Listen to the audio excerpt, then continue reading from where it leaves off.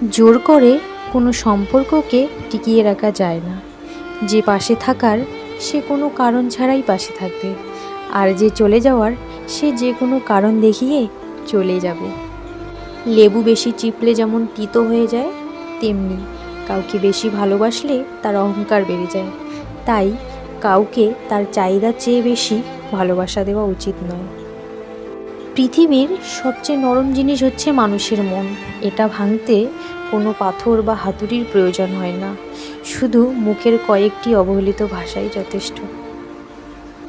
টাকা আর সময়ের মধ্যে বড় পার্থক্য হলো, তুমি সব সময় জানো তোমার কাছে কত টাকা আছে, কিন্তু তুমি কখনোই জানো না তোমার কাছে আর কতটুকু সময় আছে।